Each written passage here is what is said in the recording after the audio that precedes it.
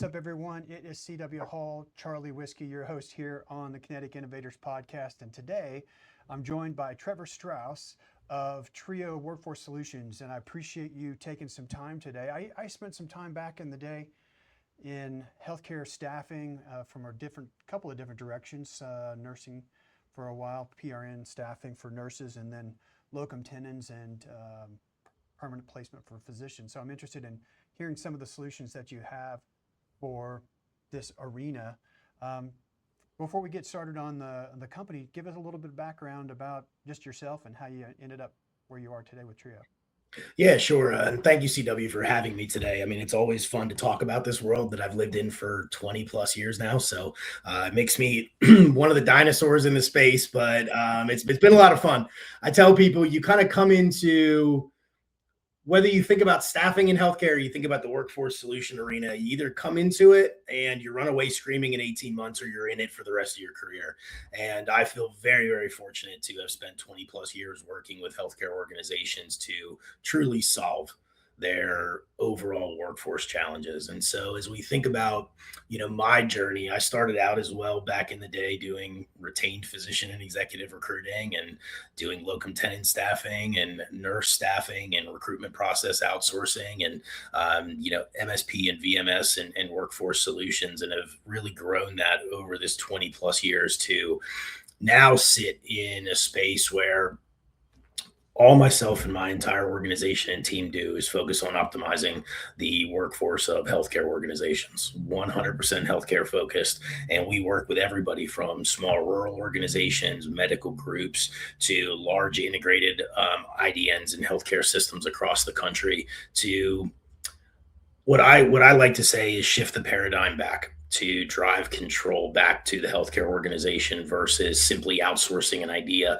of a staffing solution to a staffing company, which can create some conflicts of interest and challenges that exist in the space today that we see with margin compression, workforce reductions, less staff, increased competitions, et cetera. So it's been a really great journey. I've been very, very fortunate to have partners also with me personally along that entire journey, and now get to celebrate that here with our work at Trio Workforce Solutions. Well, I imagine obviously the opportunity for the company is only growing. All sectors of the healthcare space.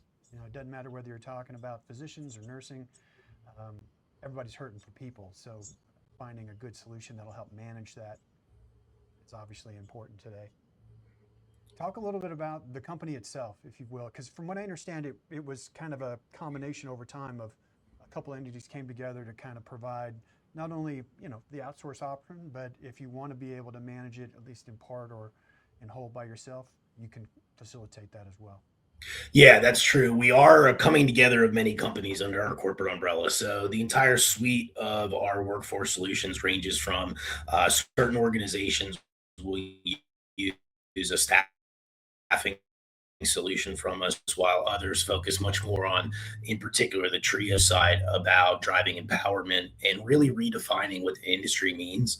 So, of course, you mentioned your history and being involved in staffing, which is where most people think about the world of MSPs and VMSs, right? The workforce solutions world has been a staffing dominated world. And the best way that I can put it is when we think about what MSP means, it does not mean a managed staffing program, which agency led solutions are. They're a staffing agency that's going out and they are working hard for healthcare organizations. They've learned their lessons of how they manage their rates and the things that they provide, but their value proposition is truly on that external agency staff. And even a staffing agency that's helping try to optimize internally, it's typically just a lower dollar staff member. And that's a good thing. That's a great start. Where we look at MSP in particular and what a managed service program means to us at Trio Workforce Solutions, it is truly an end-to-end holistic solution to say, what are you doing with your FTEs? How are you optimizing them? Now let's look at your float pool staff. Let's look at your other options for internal resource management. Do you want to build your own internal agency? Do you want to build what we call a pool of pools model? So do you want a retiree pool? Do you want a flex pool? Do you want a pool of people that just work 5 shifts a month? and be able to have visibility into that. Then do you want to layer on other options inside of the IRM? And then how do you balance all of that with the external agency staff? And the great part for us is that we also break it down into different types of offerings. We work across all labor categories, but our partners will use us really in three key ways. Sometimes it's a journey where they start with us as that MSP and then work to the other options. But we also offer what we call VMS Plus, which is where we come in with the technology and a slight, like a lighter layer of advisory and day to day management services. So it helps the organizations that are a bit more ready to dive in day one. They have internal resources, people that can be allocated to manage it. And then we have other clients who are truly a SaaS partner to us. They license our technology. So we're a leading technology in the industry. We have been for ever since its inception. And it's not only the most adopted by agencies, but it's also got clients now to a point where they can say, we'll run it ourselves. We don't need the rest of your day-to-day work. We've hired a team.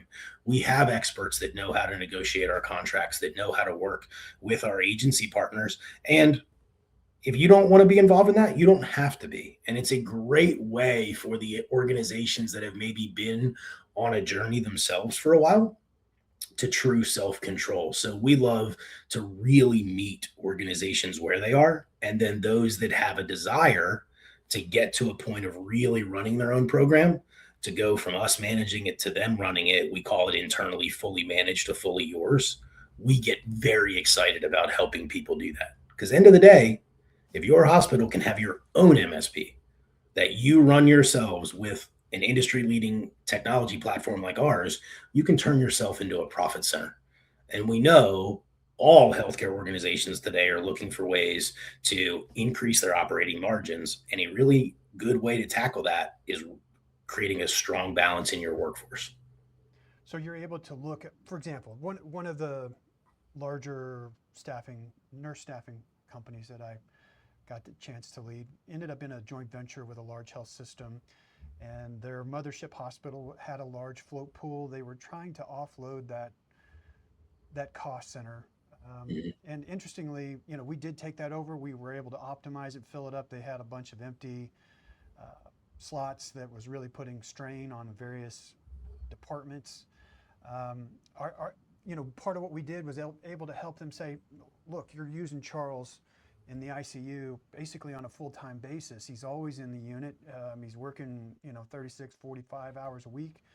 Maybe you want to just add him to the staff full-time, and you won't have that fluctuating gap. Are you able to kind of collaborate with them and help understand some of those staffing patterns a little bit better and maybe optimize? Maybe some of this should be temporary staffing, flexible staffing, so that they can have not a fixed cost, but variable cost according to their staffing patterns, their patient flow, that kind of thing. Yeah, 100%. And I think that one of the things that we've noted over time is organizations have seen, and I don't know if it's more of a reactive change to how the market competition and the market dynamics have adjusted. They're getting a bit of less support holistically from their agency led partners in that space. And when I say things like conflict of interest, it's not being used in a negative term. But if you're a staffing agency, your business is built by Bill building hours. staffing, right? Yeah. So they work very, very hard, and they've done a really good job in agency-led solutions to find a way to get costs back under control in a post-COVID world. And we applaud them for that every day. These agencies are also our partners, right? They do amazing work in our programs.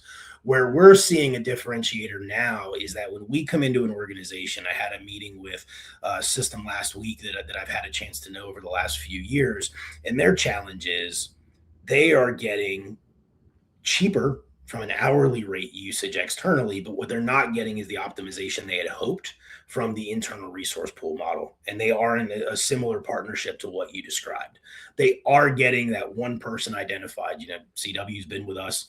He's coming up on his year. He's going to have to stop working with us for a break of time, but we can make him PRN or we can make him full-time here.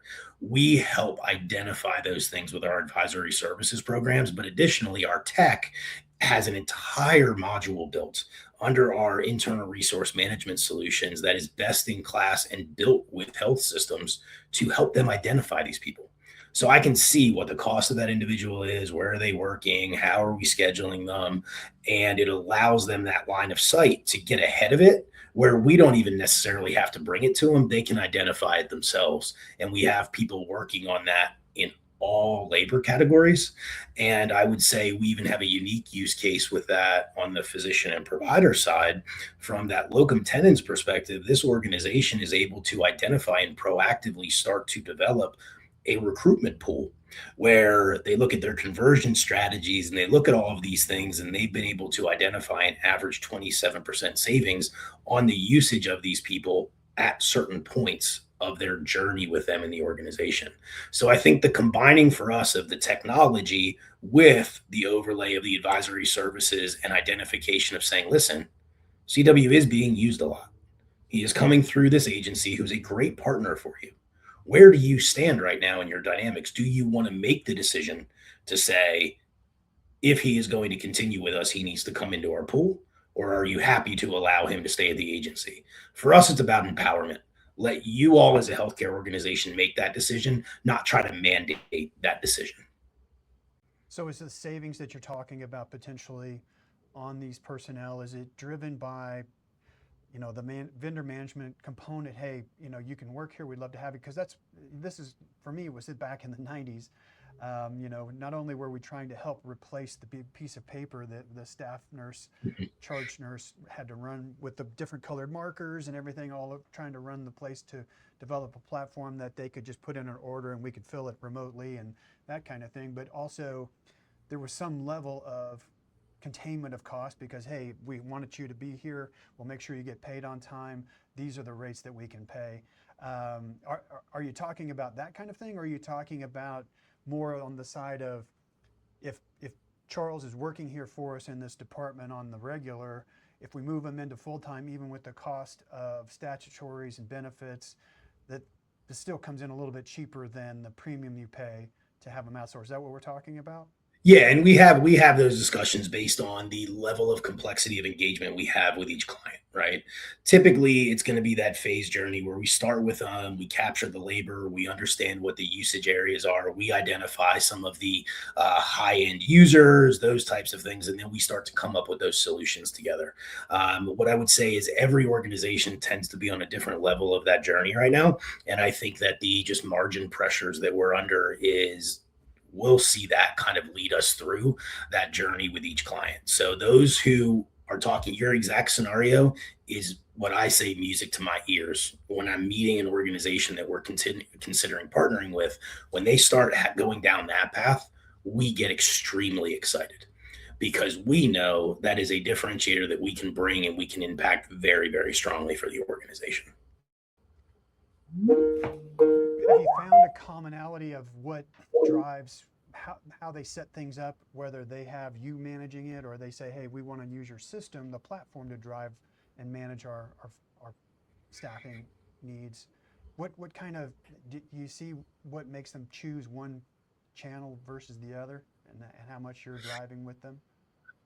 Yeah, I think that it's interesting because if they've never had any experience, right, in regard to running a program, managing their own program, it's very difficult for them to just plug in a tech and go.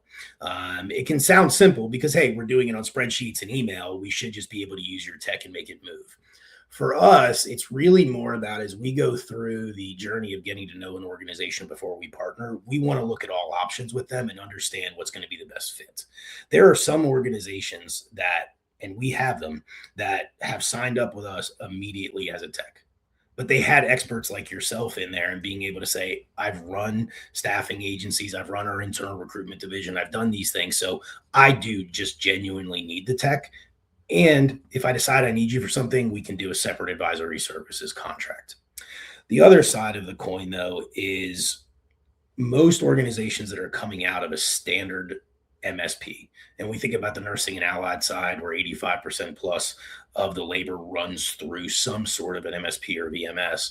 I would say that side, we tend to journey them a bit more. We'll start out in the MSP space, but most of our larger engaged clients over the last 24 months have a true desire to have their own program.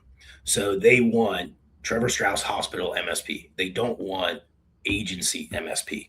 They want it to be in house. So our job in our minds is to say, great, here's where you are today. We can provide the full day to day support.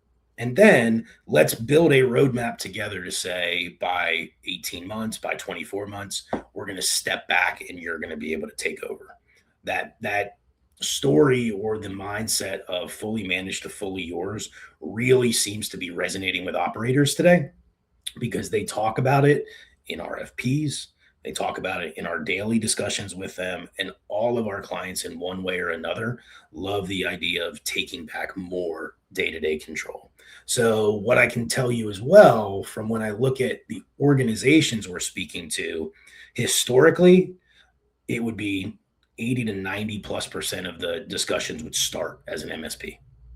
Now we're seeing a shift where it's downward to about 60 to 65% will start as an MSP discussion. That's what they know. They've got other people they've talked to. But now that other 35 to 40%, they are saying, we see you have a tech, or we see you have this hybrid type of a managed model. Can you tell us more about that first?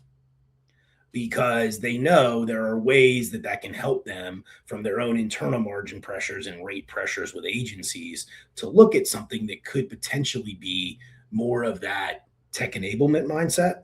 So we're seeing a shift over the last 12 months of more people coming to us initially saying, I really like this idea. Not sure if I can do it, but I really like it. Can you educate me more first there? And then we will map out and make recommendations back to the organization to say, listen, you have a desire to be here and just have a tech. Our concerns is that you've never had a tech. You've never run a program yourself. You have one person trying to do 10 different jobs internally, and this will be job 11. We don't want to put you in a bad place.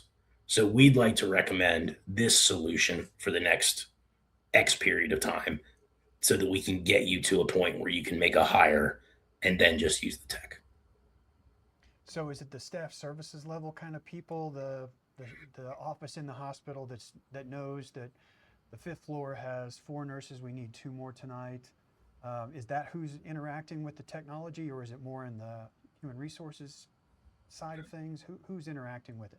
Yeah, it's a really good question. And I think I'll approach it from the standpoint of typically with us when we're engaging, we're going to be engaging with the senior level leaders in like the TA recruitment side on up through the CXOs of the organization because we're building the true strategy. But on a day to day basis, everybody all the way down to the front line can be interacting with the platform. The nice thing about being a tech forward company and heavily tech focused with advisory services is that we can integrate with the tools of the hospital. We can integrate with back of the house, payroll, invoicing, all of that. We can integrate with timekeeping systems. We have specific integration partners that we work with to create a frictionless environment for everyone involved. But it's also all authority user based. So the great part is if you're the system, you're a 5 hospital system and you're the CEO and you want to be able to see dashboards of reporting, but you're never going to touch anything at a unit level, a job level, an approval of time level, an invoice level, you don't have to see that. You can get what you need. But then if I am the cardiac service line leader and I need to be able to approve everybody who's on my units, be able to break them down by cost centers, if I'm a PO shop, right, and I need to track everything back to those orders, I can track all and see every little thing within the system and make all the approvals I need. So we have a good mix of users. In our organizations, and it just depends on them of how much they want each level of person to interact with the technology. So from the vendor management perspective, when I look back on my own experience, part of what we did was gave them a single point of contact. We were the hub of the wheel, and if we couldn't effectively cover shifts, then we secured relationships. So we had contracts with local and regional, national. We were we were the largest client for AMN, cross country. We were interacting with all of those entities, and therefore we were able to leverage and pull in resources that maybe the hospital didn't have yet. or didn't have a relationship established with. Do you do the same thing, or where you have maybe in Houston you have a relationship with cross country and other travel agencies or local regional Mhm. partners, and you go to another hospital, maybe another part of the state or even another state, and say, hey, we've got relationships with these entities, we can bring them in and help buttress what we've already got going. Is that kind of some of the stuff you're doing besides the technology? Yes, 100%. I mean, we have over 500 active agencies on our platform, and the platform itself manages over $1.2 billion a year in all labor categories. So we are certainly not a organization that doesn't have relationships with the staffing agencies. Now, the agencies also have their power to decide which programs they want to join and which ones they don't. Sure. But our focus is when we think about there's a hot topic today that goes on in this space that I'm sure you know about from your experience, and it's the idea of vendor rationalization, right? And it's great to say you have 500 agencies. That's great. But if only 20% of those agencies are actually delivering, does the 500 do much good? Does it help to show Trevor's agency these 50 jobs if I'm never going to have the opportunity to fill them because the other 20% are filling those jobs in 2 hours, right? It doesn't really help us be a good partner to our agency partners as well. So, what we focus on from that perspective is when we go to a client, we understand what the needs and the scope of work is. So if you come to me and say, I have 150 nursing, excuse me, nursing and allied needs, I'm currently under contract with 75 agencies. Personally, I'm not sure you need 75 agencies to fill that many needs. You probably have 10 agencies with one head count, that type of a thing. But what we do is we have experts here internally with, 20, 30 years of experience working on the agency side as well, who will go through and work on instead of just cutting and saying, Trevor, your agency didn't fill enough jobs, you're out. You can't be tier one, you can't be tier two, you might be tier three at some point. We go through and we say, what were you working on? Let's understand how you are engaging with that client because the client may love my agency and I may just not have produced anywhere else. But it's because we've never had a partnership with your hospital where I've done a great job for you. So for us, it's about creating that balance. What does the client want? How many do we believe they need and should be managed? And we can, of course, be that centralized hub for them, as I mentioned earlier in our chat. But when it comes to the agencies, when we think about Trio, you think about our name was made very specifically because there's really three legs to the stool. There's the hospital or healthcare organization, there's the agency, and then there's us and the providers. But I always talk about the providers first, right? So your physicians, your providers, your clinicians, they sometimes get forgotten about in this exercise of getting people to healthcare organizations. We care just as much about the agency and the clinician and provider and physician experience as we do about the experience of the healthcare organization. So for us, we will always rationalize to who can fill the needs, who is specialized to do that. Are you a pediatric hospital? Why would I put a staffing agency aligned to you that doesn't do pediatric subspecialties?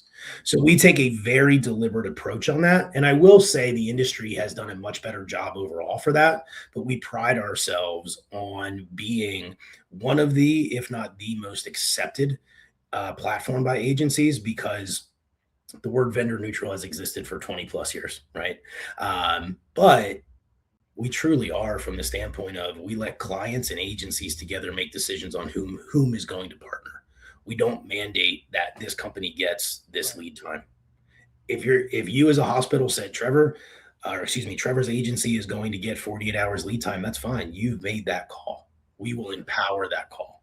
But we will also manage Trevor's agency to say, we understand you have him in tier one, but he's not really responding to more than 40% of the jobs in 48 hours, and he's $5 an hour higher than everybody else. Maybe this relationship is not one that you want to keep here. So it'll again empower both sides. And the beauty of that is now you have accountability on both sides, and we become the connector in between. What does the integration process look like? You mentioned being able to tie into HR and I guess Mhm, whatever platform that the C-suite is using to analyze things like cost per unit, on each unit and mhm. utilization per each unit. What's that process look like? How long does it take? Yeah, so every integration is different. One thing that not being an engineer or a quote unquote tech guy that I had to learn very quickly coming into this portion of workforce solutions is that sometimes you think an integration is going to be extremely easy, but the other system on the other end wasn't built the same way of the 5 other integrations we did. We Yeah. are fortunate that we have no offshore engineers. Everybody is onshore. It's our tech, so we employ everybody.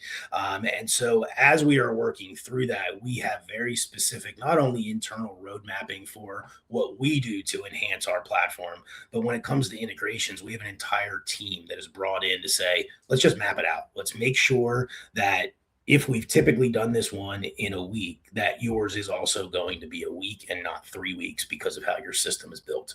But our clients benefit from all the knowledge that my product engineering and integration teams bring, because it's very easy for my team and I, in particular, on the front end of the workforce solution and solution design team, to say, yes, we can integrate. Sounds wonderful. But what'll happen 9 times out of 10 is when you get into the integration, whether the API and calls that exist for that tool that we're looking to integrate don't match perfectly to what the client wants. Our RESTful API works wonderfully. We have all of the tools and tricks that we need, but we map it out very deliberately. So the client will understand this could be a 3 week, or this could be a 2 month, or this could be a 3 day. So long answer to a fairly short question, but the reason I lean in on it so much is that in today's world, things have gotten so much easier with tech. But I think the default answer in this world tends to be, oh, yeah, we can integrate. Well, if you don't have a partner on the other side that wants to integrate with you, you will lose the forest through the trees and not be able to fully integrate post implementation. I mean, I would presume that let's just say that whatever the layout, or maybe they're on an antiquated legacy system of some kind. They haven't really moved things forward yet in their tech. I would assume that you have channels through which you can convey this information to them, kind of the old-fashioned way, spreadsheets or other reporting And structures that CSV you. files, Yeah, all types of things that we can do. We can, sure. again, it tends to be a walk, crawl, run strategy when we do this. And we could talk about this a lot, since, again, I've learned a lot of lessons from my tech team over the years. But a lot of times you will start with a phase one, move to a phase two, move to a phase three, because you'll start to see those efficiencies together. And the beauty of that stepped approach also, it will take out misalignment or assumptions that something was going to work up front that may not even be needed. So we've been able to also save our clients time and save ourselves time by saying, all right, we're doing a flat file, CSV file right now. This is day one. Now we're in phase two of this, where we know this is the API integration we're going to do, but we're going to hold on that secondary step of what you wanted because it may not be needed until this is done. Let's get this done, see how it works, and then go from there. So I think it goes back to the meeting the client where they are, and then helping them understand with our expertise of, let's phase it out and let's make sure we do it the right way so that you get all the benefits, versus simply saying, yes, we can integrate, because that is the short answer. Sure. Well, I know I've got you in the middle of the day. Anything Yep. that you need to throw out there, advice or information for our listeners before I let you go? No, I think this has been great, and I really appreciate how you like to amplify innovators that are in the market. I mean, here at Trio in particular, we really look at ourselves in a very positive way of being a market challenger. We don't want to look at the problems the same way, right? It's the old Albert Einstein quote of, you can't solve a problem from the same place that created it. As we think about our business, we look for the people that are super excited about, how can we move our margin by 1%? Workforce is a great way to do that. How can we optimize this? How can we take control? So it's an exciting time in the industry. There's a lot of challenges in healthcare, but I appreciate that you all are helping amplify voices in new ways as well, because all of us are just trying to solve problems to take care of patients at the end of the day. And it's an exciting place to be. So I appreciate the time today. Share where the listener can go to get more information about Trio. Yeah, so you can go to triowfs.com. It's going to be our main website that'll take you to anything and everything all about us. And And if you haven't done so already, you'll find the Kinetic Innovators podcast on all the socials that you're following, most likely, and on Spotify. Make sure you follow us there if you like to listen on your way to work or on the way home. I want to say, Trevor, thanks for making some time to join us today, and everybody who checked us out, thank you so much. Like and subscribe, all that kind of goodness. We appreciate you checking us out. We'll see you next time. All right. Have a great one. Thanks for the time.